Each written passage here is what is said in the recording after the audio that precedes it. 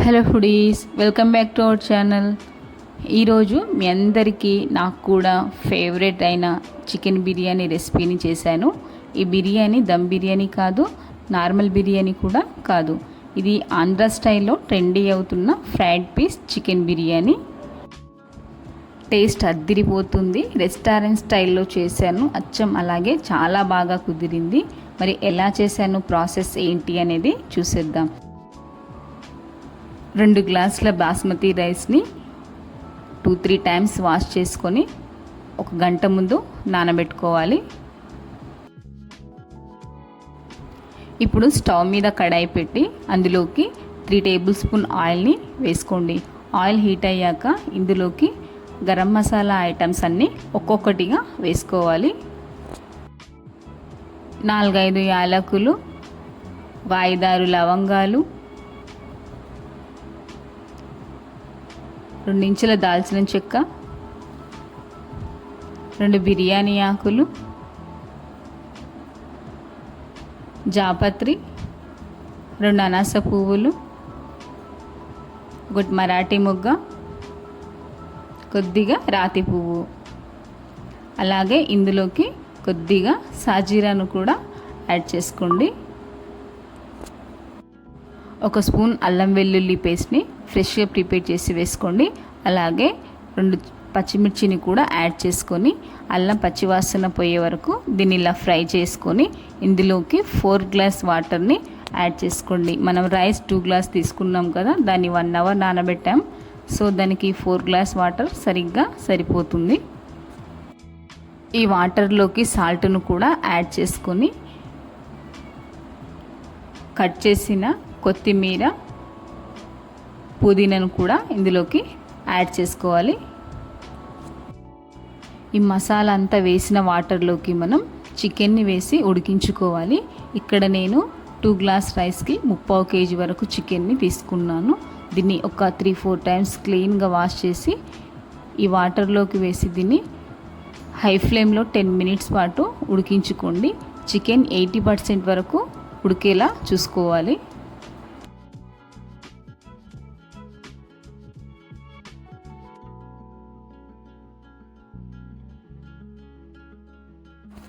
Chicken ఉడుకుతున్నప్పుడు ఇలా పైకి ఒక తేటలాగా వస్తుంది.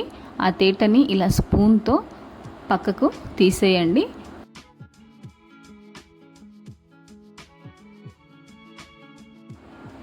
దీనిపై మూతను కవర్ చేసి దీన్ని 10-15 మినిట్స్ హై ఫ్లేమ్లోనే ఉడికించుకోండి. చూడండి, చికెన్ 80% వరకు ఉడికిపోయింది. ఇప్పుడు మనం దీన్ని ఈ వాటర్ నుంచి ఒక గరిటెతో సపరేట్ చేసేసుకొని ఒక బౌల్లోకి తీసుకోండి. ఇలా మొత్తం చికెన్ని బౌల్లోకి వేసుకొని ఇదే వాటర్లోకి మనం ముందుగా నానబెట్టిన బాస్మతి రైస్ని యాడ్ చేసుకోవాలి. 2 గ్లాస్ రైస్కి 4 గ్లాస్ వాటర్ తీసుకున్నాం కదా, సరిగ్గా సరిపోతుంది. ఇందులోకి ఒక 2 స్పూన్ల నెయ్యిని కూడా యాడ్ చేసి మూత కవర్ చేసి లో ఫ్లేమ్లోనే ఉంచుకుంటే బిర్యానీ రైస్ మనకు ప్రిపేర్ అయిపోతుంది. ఈ రైస్ 4-5 మెంబర్స్కి ఈజీగా సరిపోతుంది.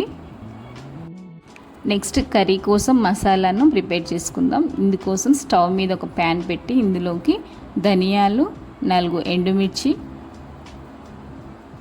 బిర్యానీ ఆకు, రాతి పువ్వు, మరాఠీ మొగ్గ, జాపత్రి, దాల్చిన చెక్క, అనాస పువ్వు, యాలకులు, లవంగాలు, ఇలా అన్ని ఐటమ్స్ని కొద్దిగా తీసుకొని కొద్దిగా మిరియాలను కూడా వేసుకొని లో ఫ్లేమ్లో మంచి వాసన వచ్చే వరకు దీన్ని ఫ్రై చేసి మిక్సీ జార్లకు వేసుకొని మసాలాను మిక్సీకి పట్టి పక్కకు పెట్టుకోండి.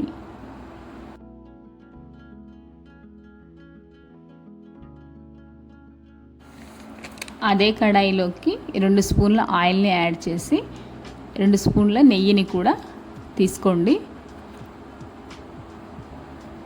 ఇది హీట్ అయిన తర్వాత ఇందులోకి 2 సన్నగా తరిగిన ఉల్లిపాయ ముక్కల్ని కూడా యాడ్ చేసుకొని ఇందులోకి కొద్దిగా కరివేపాకు, పచ్చిమిర్చిని కూడా యాడ్ చేసుకొని 1 స్పూన్ అల్లం వెల్లుల్లి పేస్ట్ని యాడ్ చేసుకోండి. అల్లం పచ్చివాసన పోయి ఉల్లిపాయలు లైట్ గోల్డెన్ కలర్ వచ్చే వరకు ఫ్రై చేసుకోండి. ఇలా ఫ్రై చేసుకున్న దీనిలోకి మనం ముందుగా ఉడికించిన చికెన్ ముక్కల్ని వేసుకోవాలి. ఇందులోకి 1/2 టేబుల్ స్పూన్ పసుపుని, 2 స్పూన్ల వరకు కారపొడిని యాడ్ చేసుకోండి. కారం ఎక్కువగా తినే వాళ్ళు ఉంటే కొద్దిగా ఎక్కువ యాడ్ చేసుకోండి. అలాగే టేస్ట్కి తగిన సాల్ట్ని యాడ్ చేసుకోండి. సాల్ట్ మనం ఆల్రెడీ చికెన్ ఉడికించినప్పుడు కూడా వేసుకున్నాం, సో చూసి కొద్దిగా తక్కువగానే వేసుకోండి.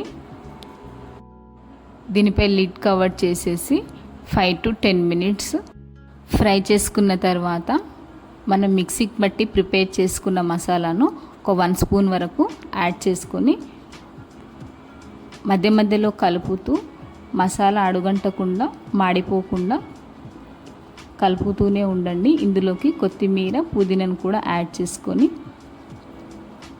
ఇంకో 10 మినిట్స్ ఫ్రై చేసుకోండి. మనం ప్రిపేర్ చేసిన మసాలా 2-3 టైమ్స్కి వస్తుంది, సో ఒకసారికి ఎంత సరిపోతుందో చూసుకొని వేసుకోండి. మిగతాది స్టోర్ చేసుకుంటే నెక్స్ట్ టైం మనం బిర్యానీ చేసుకున్నప్పుడు యూస్ చేసుకోవచ్చు.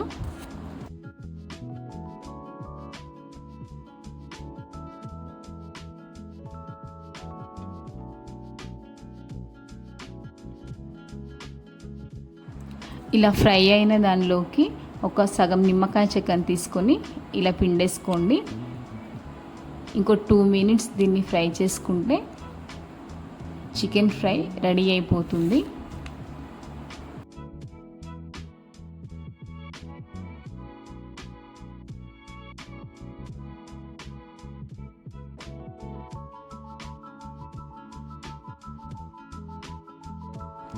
ఘుమఘుమలాడే వాసనతో బిర్యానీ రైస్ కూడా ప్రిపేర్ అయిపోయింది.